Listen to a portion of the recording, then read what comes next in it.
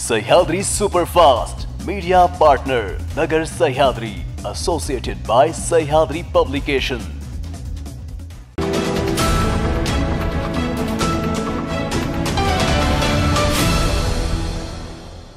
नमस्कार, मी साक्षी, न्यूज 24 सह्याद्रीमध्ये तुमचं स्वागत। पाहूया देश विदेशासह राज्यातील महत्त्वपूर्ण बातम्यांचा आढावा सह्याद्री सुपरफास्ट बातमीपत्रामध्ये। जिल्हा परिषद शाळेच्या शिक्षण व्यवस्थेची दुरवस्था अनेक उदाहरणातून पुढे आली आहे। अशातच आणखी एक प्रकार बुलढाणा जिल्ह्यातील जळगाव जामोद तालुक्यात असलगाव येथील जिल्हा परिषद शाळेतून पुढे आलाय। या गावातील जिल्हा परिषद शाळेतील 10वीच्या विद्यार्थिनींना सर्व विषय शिकवण्यासाठी केवळ एकच शिक्षक असल्याने सर्व विषय शिकवण्याची मदार एकच शिक्षकावर असल्याचं समोर आलंय। RTE प्रवेशबाबत आज मुंबई उच्च न्यायालयाने निर्णय दिलाय। खाजगी विना अनुदानी शाळांना RTEतून वगळण्याबाबत 9 फेब्रुवारी रोजी राज्य सरकारनं जारी केलेल्या अधिसूचनेला हायकोर्टात आव्हान देण्यात आलं होतं। राज्य सरकारच्या अधिसूचनेला हायकोर्टानं रद्द केलं आहे। त्यामुळे राज्यातील लाखो विद्यार्थ्यांना RTEच्या माध्यमातून खाजगी विना अनुदानी शाळेत प्रवेश घेण्याचा मार्ग मोकळा झालाय। कोल्हापूर जिल्ह्यातील विशाळगड येथे अतिक्रमण हटविण्याच्या नावाखाली समाजकंटकांनी विशिष्ट समाजाला लक्ष्य करून घातलेला हौदूस निंदनीय आहे। आज MIMच्या वतीने धुळे जिल्हाधिकारी कार्यालय मोर्चा काढत विशाळगड येथे अतिक्रमणाच्या नावावर गुंडागर्दी करणाऱ्यांविरोधात कडक कारवाई करा अशी मागणी करण्यात आली आहे। जिल्हा पोलीस प्रमुख आणि जिल्हाधिकाऱ्यांच्या उपस्थितीत हे प्रकरण घडले आहे। त्यामुळे जिल्हाधिकाऱ्यांची तत्काळ बदली करावी, जिल्हा पोलीस प्रमुखांना तत्काळ निलंबित करावे, नुकसानग्रस्तांना सरकारने मदत करावी, हल्लेखोरांना पाठीशी न घालता या प्रकरणाची सरकारने उच्चस्तरीय चौकशी करावी अशी मागणी यावेळी MIMच्या वतीने करण्यात आली। खेडकर कुटुंबियांची थर्मोव्हिरिटा कंपनी ही अनधिकृत असल्याचं उघड झालंय। 2,77,000चा कर थकविल्याप्रकरणी पिंपरी चिंचवड महापालिकेने थर्मोव्हिरिटा कंपनी सील केली आहे। ही कंपनीच अनधिकृत असल्याची माहिती समोर आली आहे। रेड झोनमध्ये कंपनी उभारल्यामुळे ती अनधिकृत असल्याचं स्पष्ट झालंय।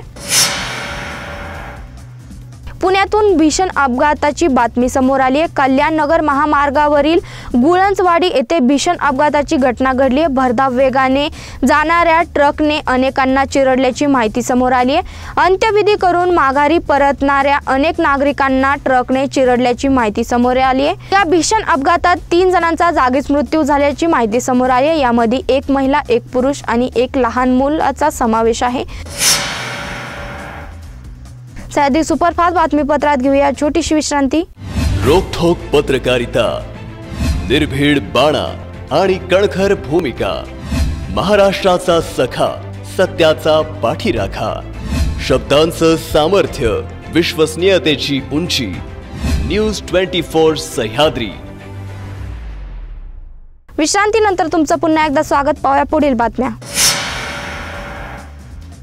राष्ट्रवादी काँग्रेस पक्षाचे संस्थापक सदस्य, माजी प्रदेशाध्यक्ष आणि सध्याचे भाजपवासी असलेले ज्येष्ठ नेते मधुकर पिचड आणि त्यांचा मुलगा वैभव पिचड हे स्वगृही परतणार असल्याची जोरदार चर्चा आहे। शरद पवार हे आज अहमदनगर जिल्ह्याचा दौरा करणार असून अकोले ते त्यांच्या पक्षाचा मेळावा आयोजित करणार आहे। या कार्यक्रमाला पिचड पिता पुत्र हजेरी लावणार असल्याची चर्चा आज सकाळपासून सुरू आहे। मात्र वैभव पिचड यांनी या सर्व चर्चांना निराधार असल्याचं स्पष्ट केलंय। मनोज जरांगे पाटील यांनी 288 जागांवर विधानसभा निवडणूक लढवली पाहिजे, ते लढवतील अशी अपेक्षा असल्याचं मत वंचित बहुजन आघाडीचे प्रमुख प्रकाश आंबेडकर यांनी व्यक्त केले। ते आज नांदेडमध्ये प्रसार माध्यमांशी बोलत होते, त्यावेळी त्यांनी हे वक्तव्य केलंय। 20 जुलैनंतर 288 जागांवरील उमेदवार पाडायचे की निवडून आणायचे हे ठरवून असे वक्तव्य जरांगे पाटील यांनी केलं होतं। त्यावर आंबेडकर यांनी 288 जागांवर निवडणूक लढवायचा सल्ला दिलाय। रील कल्चरचा तरुणाईला एवढा मोह पडलाय की रील बनवण्याच्या नादात अनेकांना आपल्या जीवाचीही पर्वा राहत नाही।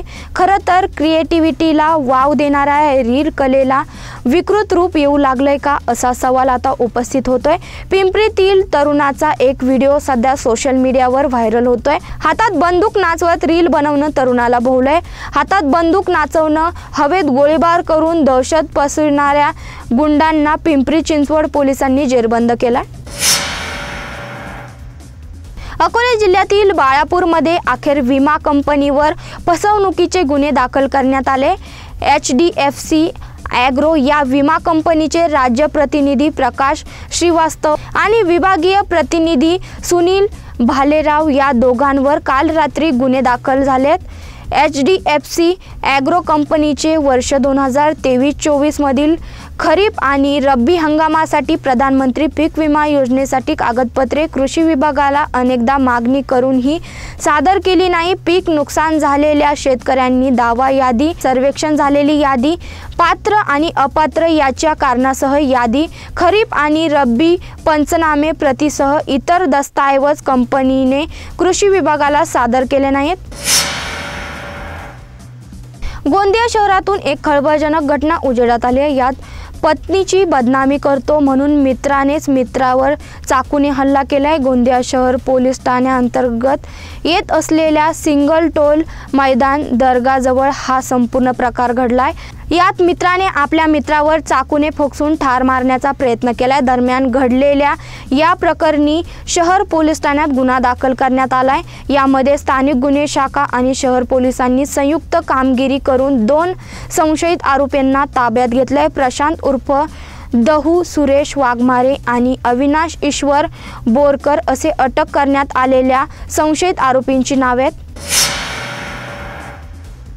सह्याद्री सुपरफास्ट बातमीपत्रात इथेच थांबतोय। तुम्ही पाहत राहा न्यूज 24 सह्याद्री।